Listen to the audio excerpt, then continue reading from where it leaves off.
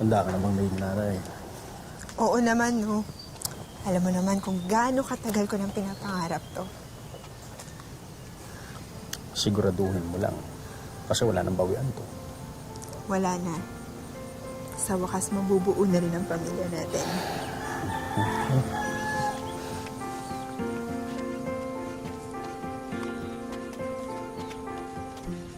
Nay, nagbago na po yung isip ko. Ayoko na pong paampun si Precious. Nagkasundo tayo. Ngayon pa, kung kailan darating na mag-aampon dyan. Ayoko po, Nay. Tao po. Lola Pilar, nandito na po kami para kunin si Precious.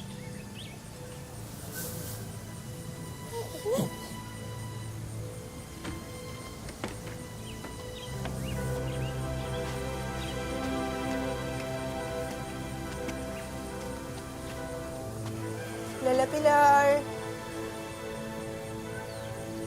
Lola Pilar. Nandito na po kami para kunin si Precious. Halika, pasok kayo. Sige. Pasok kayo. Precious. Anak ko? Anak ko? Precious? Oh, not si Precious. Ayoko na ng bago na isip ko na. Elia, saan mo dadalhin ang bata? Oh, no. Tulungan mo. Kukunin mo yung bata. Oh, not si Precious.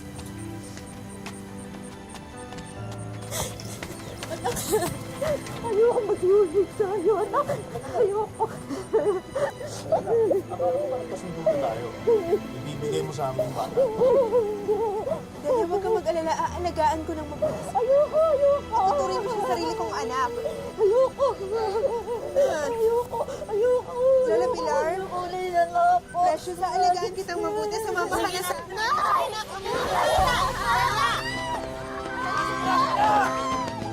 Ayoko, nanay! Ayoko!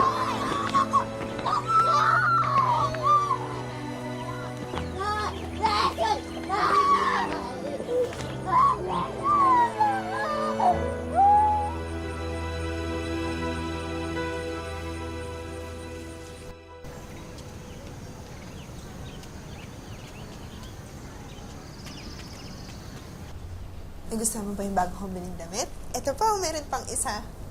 Balik muna ako sa nanay ko. Ayoko niyan! Baby, ako na yung nanay mo. Sabi nga ayoko sa'yo, di ba? Balik muna ako sa nanay ko!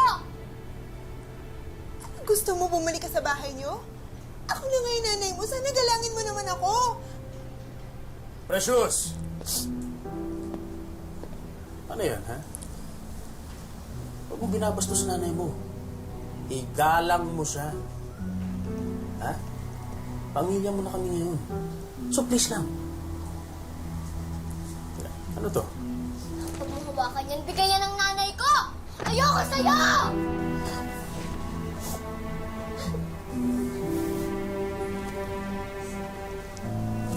Sige na, ako nang bahala rito.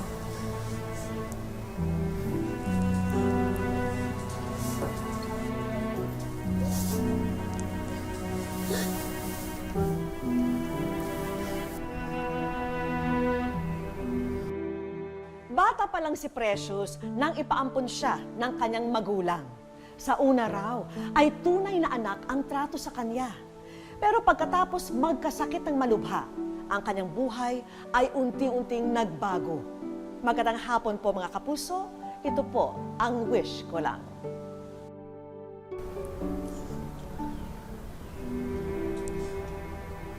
Onat!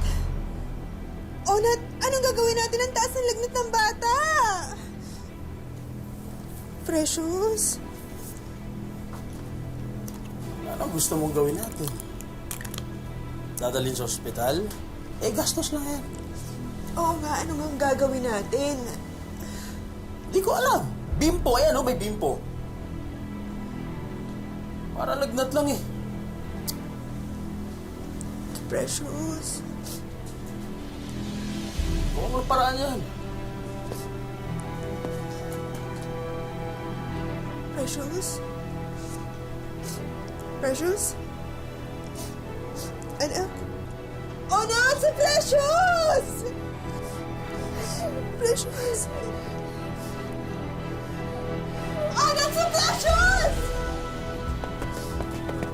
Precious! Precious! Precious, Precious! Dali, dali, dali!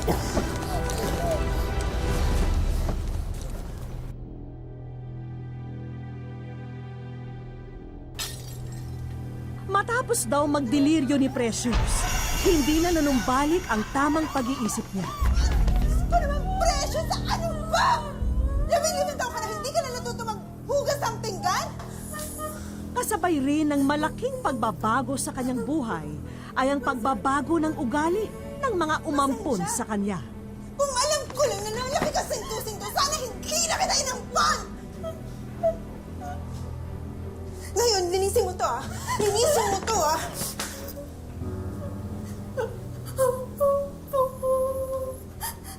Ano na naman bang ingkayan?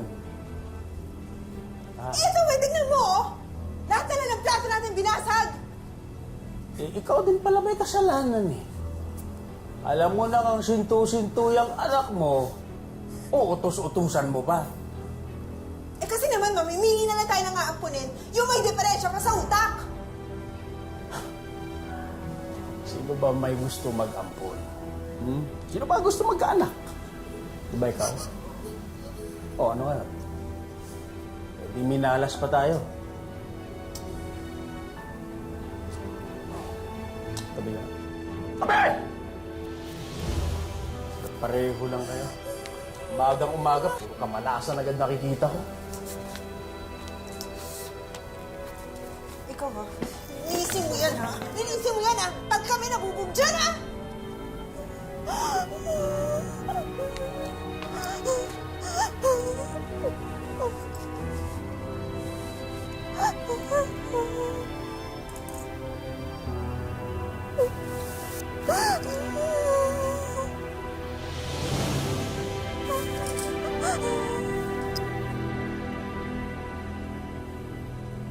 Bagamat naipaampon na si Precious, patuloy pa rin ang pangangamusta ng kanyang tunay na ina.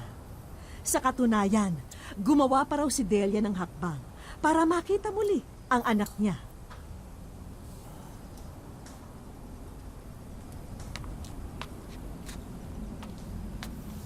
Nantakin mo, pagkatapos ng 1 taon, nag-text si Pilar. Bakit daw? Gusto makita raw ni Delia si Precious. Ba't ka tumitingin? Kilala mo ba yung sinasabi ko? Ano sinabi mo? Sabi ko, oo. Nagkaga ka rin naman pala talaga. Paano yan? Baka kunin nila sa atin yung bata. Kukunin? Gusto tayo na nagpalaki dyan. Sinasabi ko lang, kasi baka manggulo na naman yung babae mo sa atin.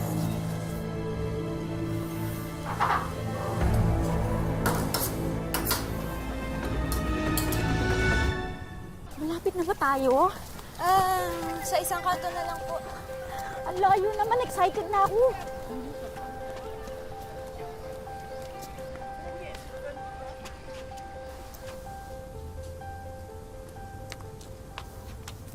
Hoy! Sira ulo ka ba talaga? Ha? Sinabi ko sa'yo maglinis. Di ko sinabi sa'yo itapon mo to.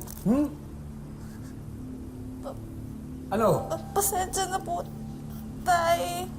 Alam mo ikaw? Talagang pinapainit mo ulo ko eh. Ha? Eh paano kung nawala to? Ha? Alam mo ba kung magkano laman ito? Tay, hindi ko sinasadya. Tay, sorry po. Dapat sa'yo saktan para magtanda ka!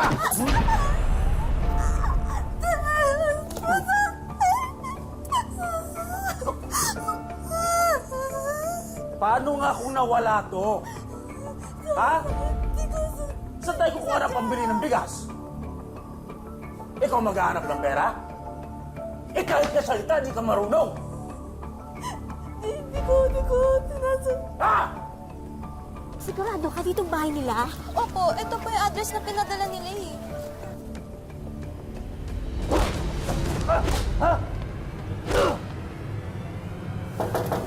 Tao po!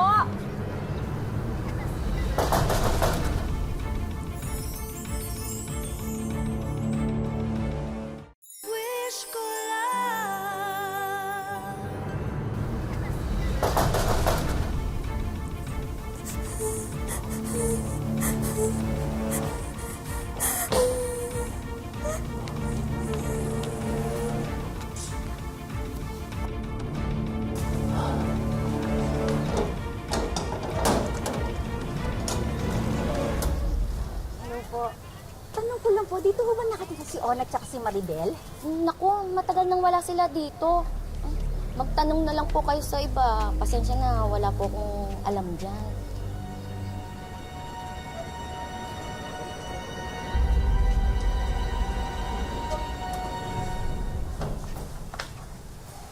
Ano nangyari sa kamay mo? Eh, magaling mong anak. Muntik nang itapon tong wallet ko. Eh, may laman to.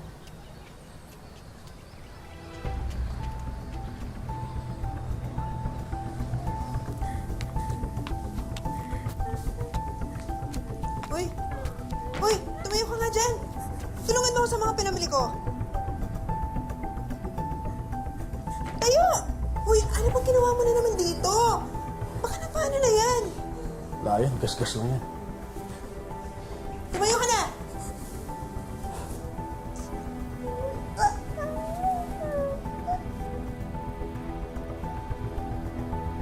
Tayo!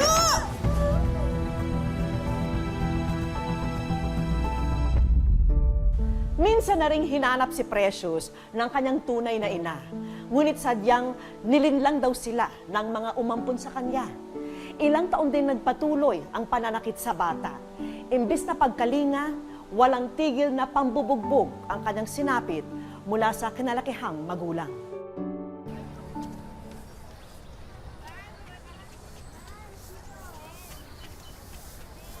O yan, hindi ka pa rin tapos dyan. Ang bagal-bagal mo!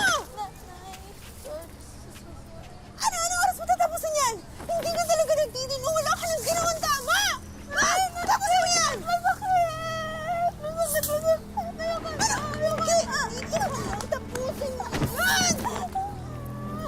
Ikaw, uto ko, hindi ko nagustuhan! Anong gusto mong gawin sa buhay? Ayun po si Precious!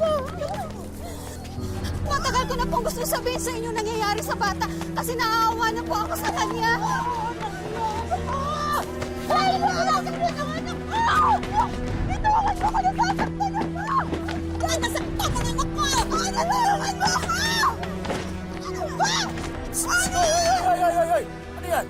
Gusto ko mo! Gusto ko mo! Walang iya ka! Ano ginagawa ninyo sa anak ko? Uy, ikaw may kasalanan nito. Papaampun po kayo sirang ulo din. Bakit? May karapatan ba kayo? Di ba sinabi ko sa inyo, alagaan niyo siya? Hindi ko sinabi bugbugin niyo siya! Halika na! Ano? Halika na! Bitawan mo! Wala ka na ba? Halika na! Bitawan mo! Wala ka na ba? Pilar! Sabihan mo yung anak mo, ha? Ay! Sinasaktan ko siya! Batang ito sa inyo! Pinangalangan yung apo ko! Oh, nagsipresyon sa binigay mo! Ano ba, Presyon? Ay, isang uli na tayo! Kung hindi dahil daw sa pagmamalasakit ng ilang kamag-anak mismo ni Maribel, hindi maililigtas sa impyernong kanyang ginagalawan si Precious.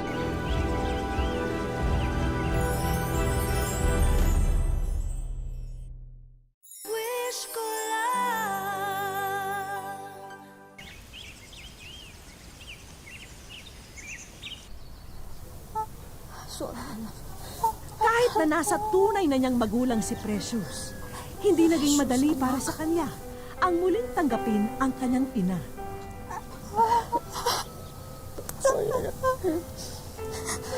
Precious, anak. Patawarin mo si nanay.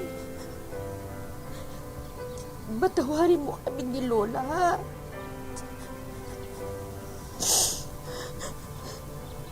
Wala nang mananakit sa'yo. Magkasama na tayo muli. Ngunit unti-unti, dahil sa kalingang ipinamalas nito sa kanya, naging malapit na rin ang kanyang puso sa dating naiwang pamilya. Tayo, anak. Wala nang mananakit sa'yo. Hindi na. Hindi, anak, hindi. Wala nang mananakit sa'yo. Wala na sila. Magkasama tayo muli ni Lola mo. Mahal na mahal kita, Precious. Mahal na mahal kita.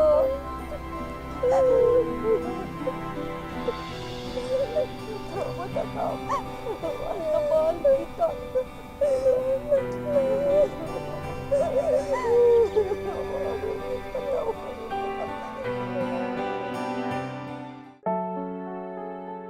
Magdadalawang buwan pa lamang mula nang muling makapiling ni Delia ang anak niyang si Precious.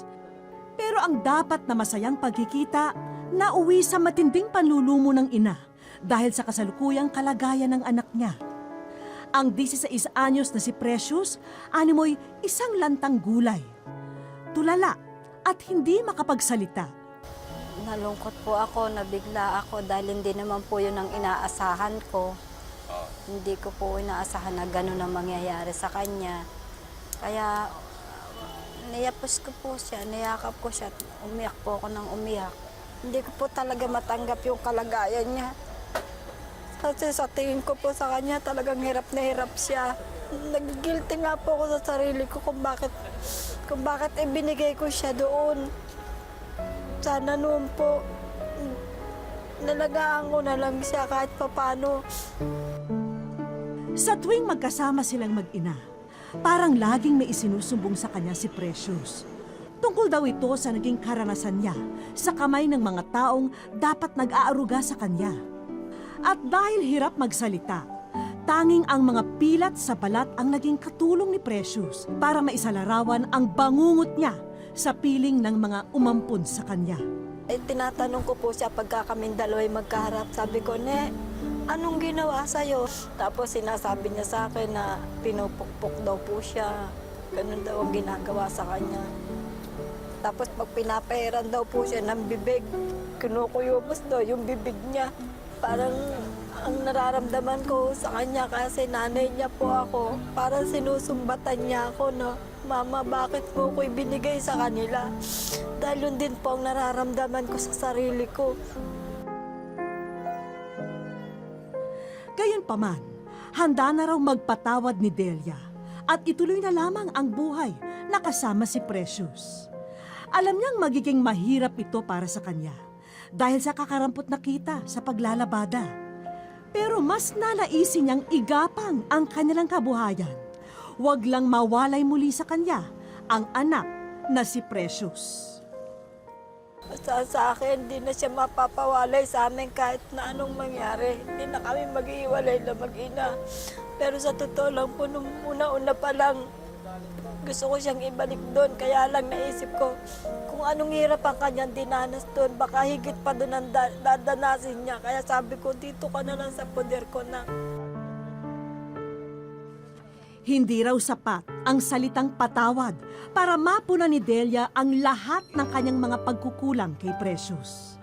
Bagamat hindi niya maipapangako ang isang masaganang buhay, ipinapangako naman niya sa anak na walang sinuman ang maaring makapanakit sa kanya. Nak, natawarin mo si Mama kasi pinaampong ka ni Mama. Dapat hindi mo dinanas yung ganyan. Nagigilty po talaga ako sa sarili ko.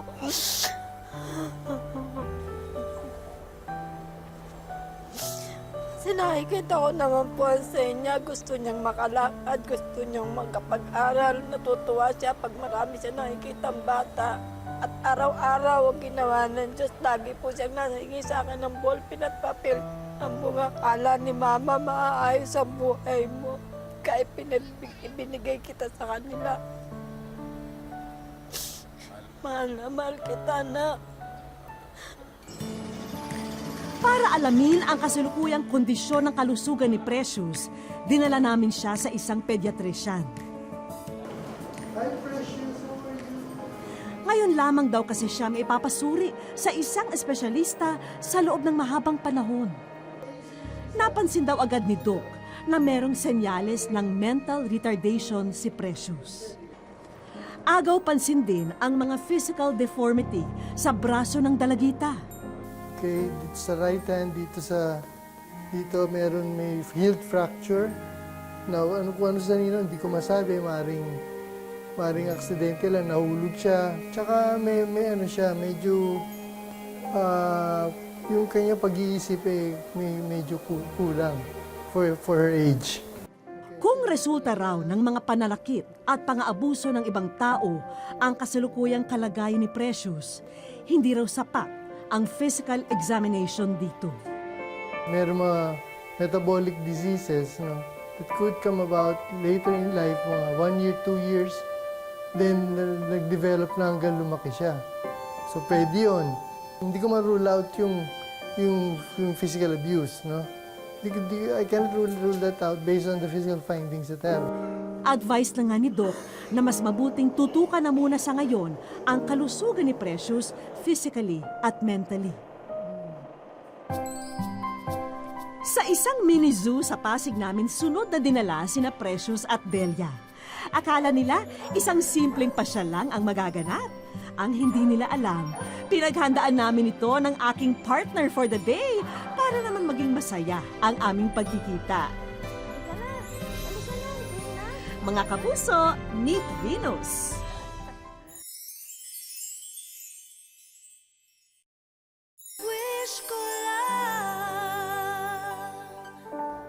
Sa loob ng 10 taon, puro pasakit ang dinanas ni Precious sa kamay ng mga taong akala niya'y mag-aalaga sa kanya. Buti na lamang at tuluyan ang nagbago ang kapalaran ng ating munting prinsesa. At ngayon, samahan niyo po kami ni Venus para bigyan si Precious ng kakaibang sorpresa. Diba? Maya-maya pa, binigay na sa amin ni partner ang go signal na nariyan na raw ang aming hinihintay. Buti na lamang at game na game si Venus sa gimmick na inihanda namin. Ilang saglit pa. Hello! Ay, kamusta? Nanay, alam niyo ba kung bakit kayo nandito? Ha? Magtatapat ko na ho sa inyo. Kayo po ay nasa wish ko lang. Oo.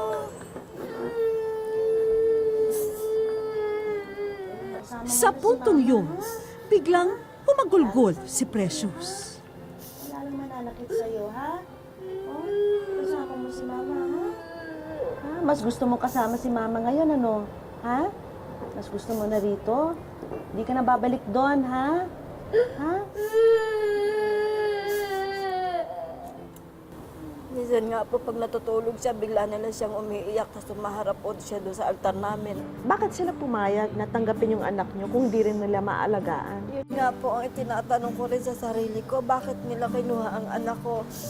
Ganun, kahit naman po kami naghihirap, kaya ko naman po siyang ano, gusto ko lang po kasi noon gumaling siya dahil may sakit nga po siyang bronchopneumonia. Pero hindi ho ganito. Opo, dito lang po June 29. Saka lang po siya biglang isinauli sa akin ng ganyan na po ang sitwasyon niya. Ano, mas masaya tayo? Hindi na kayo magkakahiwalay, ha? Ha? Para naman tuluyan ng mawala ang luha sa mga mata ni Precious, hayaan niyong ipakilala ko na sa inyo si Miss Venus na siguradong maghahatid ng ngiti sa inyong mga labi. Partner, pasok! Halika, halika. Venus, oh, si Precious, oh. Ayun. Naku, Diyos ko. Oh, Diyos ko. Yan, bago mo friend, oh. Yan si Precious. Yan. Oh, sige, hawakan mo siya. Gusto mo hawakan? Parang tao lang. Tao lang ito. Oh. Oh. Halika. Ngayong kinakitaan ko na ng ngiti si Precious, mabuti pa'y diretso na tayo sa mga inihanda naming sorpresa para sa mag-ina. Mula sa mga damit, vitamins, diapers, at pagkain ni Precious, hanggang sa merienda at palamigan business ni Delia. Ayan, at ready na para maiuwi na nilang dalawa.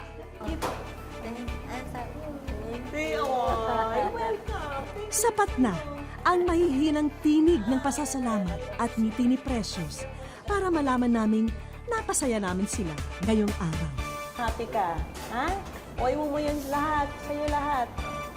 Right? Oh, naku, maunahan ka pa ata. Ha? Teka muna. Nay, meron pa kaming financial assistance po para sa inyo. Maraming salamat. Po yung 10,000 na, ha? Para sa inyo po ito. Dagdag tulong po sa inyo, ha? Po, maraming salamat po. Kung hindi po sa paghihirap ng anak ko, hindi po kami makakarating dito. Hindi ko po mamibigyan ng maganda kinabukasan na mapakain ng anak ko ng tama sa oras. Lagi na lang po kami nalilipasan ng gutom.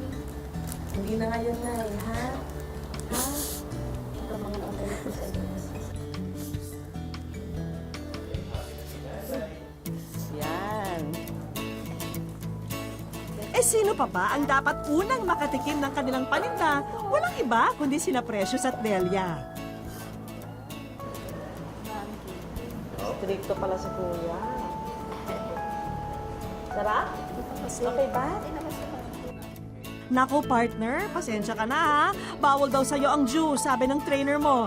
Sina Precious na lang muna ha. Nagkamali man si Delia sa mga taong pinagkatiwalaan niyang mag-aaruga sana sa anak niya. Hinding-hindi na raw uli mangyayari yun. Dahil hindi na siya papayag na malayo pa sa kanya ang munti niyang prinsesa. Isang malaking krimen ang pagmalupitan ang mga bata, lalong-lalo na sa mga tulad ni Precious na nangangailangan ng karagdagang kalinga. Anak mang tunay o hindi, bilang mga magulang, responsibilidad natin na bigyan sila ng pagmamahal at pag-unawa. Hanggang sa susunod na Sabado mga kapuso, ako po si Vicky Morales at ito ang Wish Ko Lang.